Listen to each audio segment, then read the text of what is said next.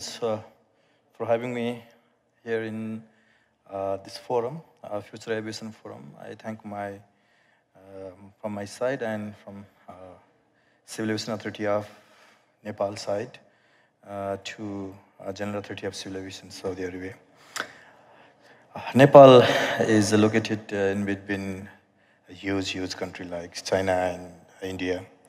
Three sides of our border, there is China, there is India, and the northern side of our country, there is China. So three side India and one side China. So its location is very strategic location. If you see by length, it is some 900 kilometer, and if you see by breadth, it is 150 kilometer. And there are three ranges basically in Nepal. If you see in the north, there are high Himalayas, height up to 28,000, more than 28,000 feet, right? And then going forward to south, there are green hills, valleys, right? And then even go to south, then there is plain land, fertile land, dense forest, with the perennial rivers starting from a lap of the mountains. And we have a population like 30 million, and our main occupation is agriculture, and other sectors are growing as well. So for Nepal, aviation is like a basic lifeline because we have many our places in hills and mountains, right? So we have 54 airports. We have 3 international airports and 10 airports in plain area and 33 airports in mountainous area. So we have not built all-weather road to every part of the country. So for us, aviation or airports are the only means to serve our people. May it be transportation of salt, clothes, and books for the students, everything. So for others, aviation may be pleasure kind of things. For Nepal, for us, it is a basic things, basic lifeline. And it's a reliable mode of transportation for us. And equally, it has become a great economic engine for our economy to foster tourism, for business, and for connection domestically, right? We have more than 10 million passengers, both domestic and international. So in a sentence, I can say that Nepal is a very beautiful country. No country in the world you can find. In a sentence, I can say that it's a heaven. Wonderful. Let's move to talking about challenges, and I kind of want to ask this question in 2 parts. We have global challenges that we all face that uniquely affect your nations, and one of those challenges is climate change. And then we also have challenges that are unique to your civil aviation sectors. And I'd like to start, if we can, just sort of talking about the general challenges that you're facing globally that we all share, and then evolve your answer into an answer about unique challenges you're facing locally. Okay, let me begin with the aviation first. I already explained to you that we have airports in a high altitude. So high altitude, more runway slopes, narrow valleys, unpredictable weather, right? And if you see, you can compare, like the aircraft manufacturing in Canada and in Europe, which are still airport, their maximum height they can fly is 12,000, right? But we have height more than 28,000. So it means that you have to navigate between the narrow valleys. So aircraft is flying between the valleys, and if you see either side of the aircraft is below the height of the mountains. So it's a great challenge for us. And most of the hydrological models fails here in Nepal. And you cannot say what will happen after 1 second. Nepal weather is unpredictable. If after 1 second, after 2 seconds, suddenly cloud can come and cover up, right? So it's a challenge for us. And Being a small country, there are opportunities and challenges when you are in between such a giant country, right? In some cases, we have to say yes, but they have freedom to say no. That's challenges for us.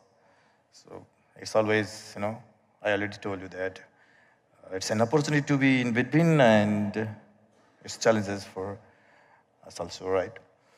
And if you see the other challenges, like climate change, Nepal is the country who is badly affected by the climate change. Our white snow mountains are being converted into the black stone, right? And the sources of our perennial river is being, diminished. And we have a lot of disaster due to water induced hazard, like flood and avalanches, untimely broken off, lakes, outburst of lakes, and landslides. So for us, the climate change is a big issue, and it's not a issue of Nepal only. Okay, if your perennial river is being smaller and smaller, then it will affect all over the world. Your ocean is also in danger, right? So we are in a very critical stage, and for us, climate change is a crucial issue, and we are making it in a loud sense, right? Uh, Please support Nepal in a climate change, because if we suffer, the rest of the world has to be suffered, right? So that's the climate change issue. And being a small country, being not economically, capable country, there is a problem of investment. There is a problem of challenges of manpower to be, they're going from their home country to abroad for work, right? If you see in Gulf country, you have around 2.7 million, 17 and 18% of our population are here in the Middle East and Gulf, right? So it's a challenge for us because our workforce, they're going abroad, leaving their days. That's the challenges. Mm-hmm. Dr. Vanolia? Thank you very much. Just touch on the challenges from the global perspective and from Tonga. Definitely we feel the same challenges in terms of the lack of technical skills, technical funding for to meet ICAO standards and recommendation, lack of appropriate infrastructure. We felt that, but I felt like in a different manner, we don't have training facilities within the island. We have to travel overseas to do those training, technical training that's needed to support our aviation sector. We need to get infrastructure to Tonga, and being isolated from the rest of the world, that's very costly for us. So I think it's a paradox on its own. We rely heavily on the aviation sector to develop our economy in terms of the tourism, but we also need to be mindful of making sure that it's sustainable and mitigating the climate change, as mentioned by my colleague here. Definitely, it's been felt in the Pacific nations, the climate change, the impact of the climate change. I can't stress it enough from our perspective. It's beautiful in our islands, but we are sinking as we are experiencing at the forefront of the impact of the climate change.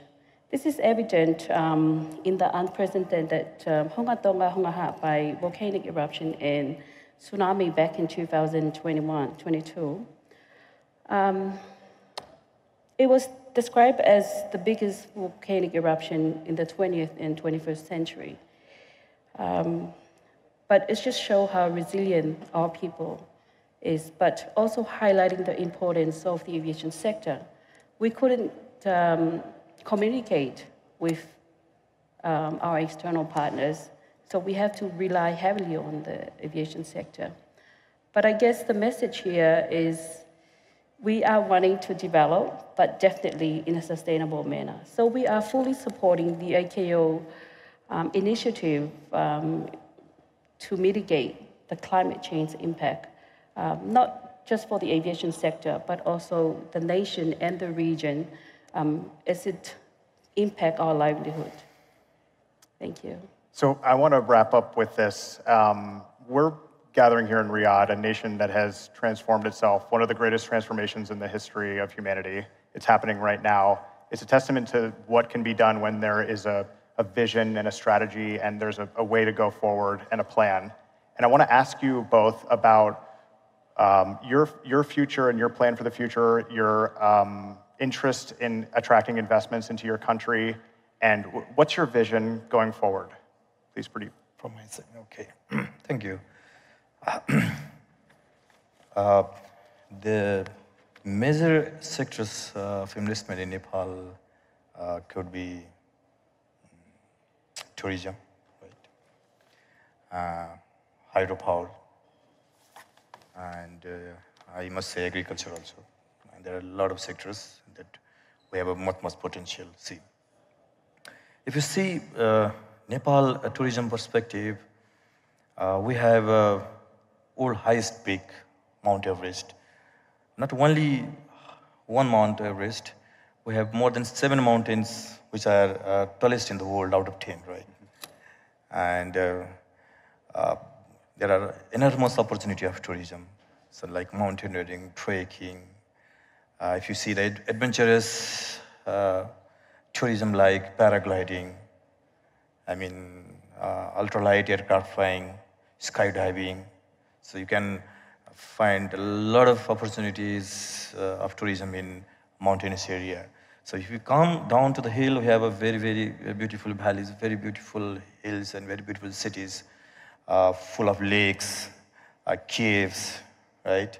Waterfalls, everything. So, and if you see on the plain side of the country, you can find dense forest, and we have several national parks. You can see 100 rhinos, tigers, elephant, and many endangered animal and birds. And all these are embarrassed with the mountains and perennial rivers.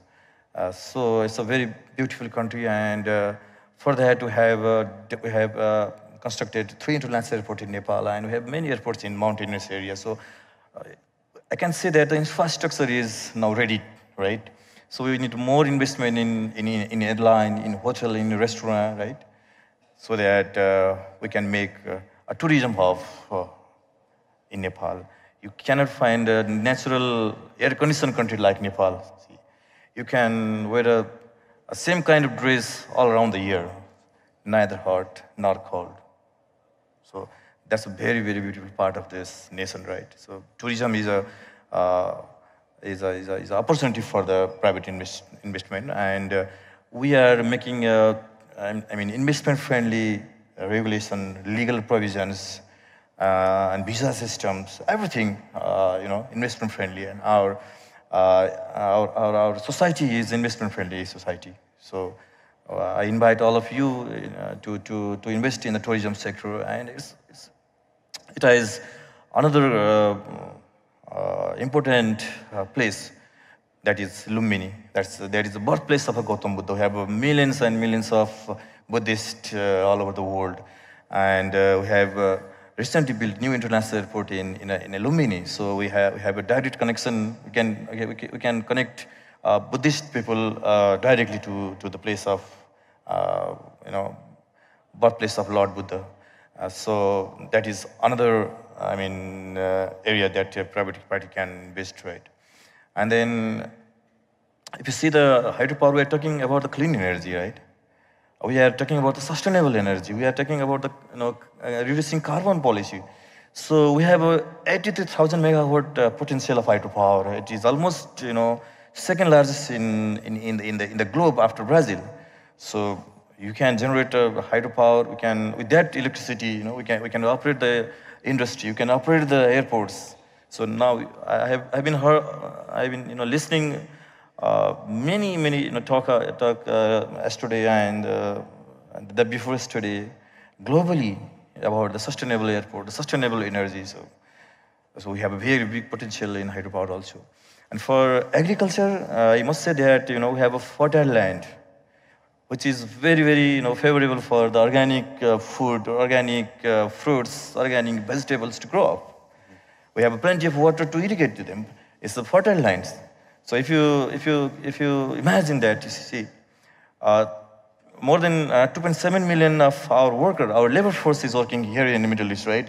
Imagine all these are working in Nepal, in their hometown, and they're sending the green vegetables to the Middle East to buy direct flight.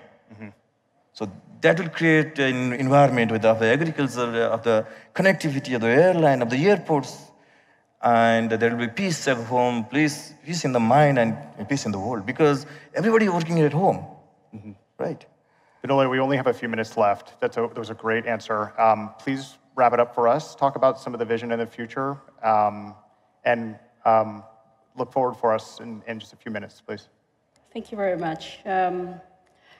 So I would like to invite everybody here to come and visit our beautiful island of Tonga. But definitely we need investors and development partners to help us have a more robust air transport sector and connectivity to make sure that we are providing and supporting tourism sector. Definitely we need support in the aviation sector. So there is opportunity and potential within the Pacific in our beautiful paradise. And I would like to invite you all and also investors to look into this one and also consider sustainable solutions from the aviation sector and also different perspective on how to help get more tourism into Tonga, but also in a sustainable manner. I think... I hate to cut you off, but we must end the session now. This is why I love podcasting. You just let it go as long as you want. But it was lovely to speak with both of you, and we all wish you the best. And I hope to personally visit you very soon. Thank you very much. Thank you very much.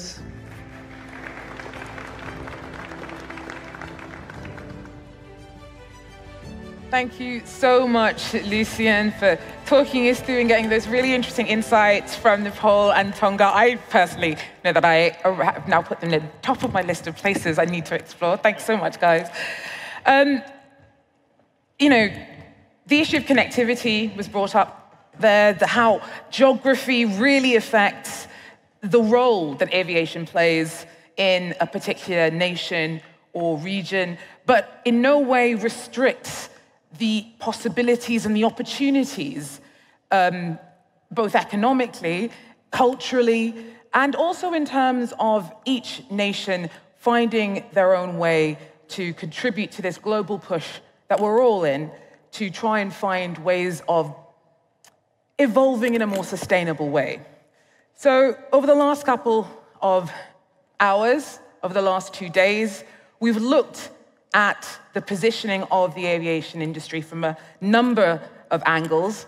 And as much as we have drilled down into all the different perspectives on it, we've also seen what the commonalities are. And I hope that the conversations that we've had so far allow further communications and connections so that we can all pull together to try and pool our knowledge and experience and perspectives and skills and resources in order that get the chance for the following panel to grill some Director Generals of civil aviation authorities from Oman, Spain, South Africa, Chile, Singapore, and Jamaica, looking for their takes on how to sustainably scale up the economic impact of aviation in their respective countries. So I'd like now to join you, ask you to join me giving them a round of applause while I invite my panel up on stage. Come on, let's.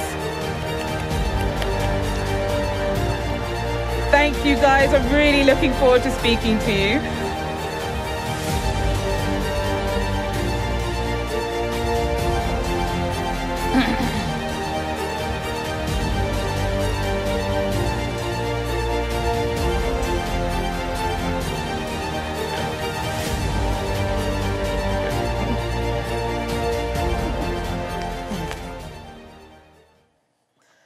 Now, I haven't quite finished bigging you up. From the golden expanses of Oman, I really enjoyed looking at what the specific jewel of each of your countries was. For speed's sake, I'm just going to list 3 of them, but from the golden expanses of Oman, over the diverse landscapes of South Africa, to the strategic hub of Singapore. The challenges, as I mentioned before, clearly will be different, but recognition of the opportunity to keep the engine purring on development hopefully will help the conversation take off. And because of this hopeful pooling of perspective on how to keep the skies that we share as a source of prosperity and progress for the long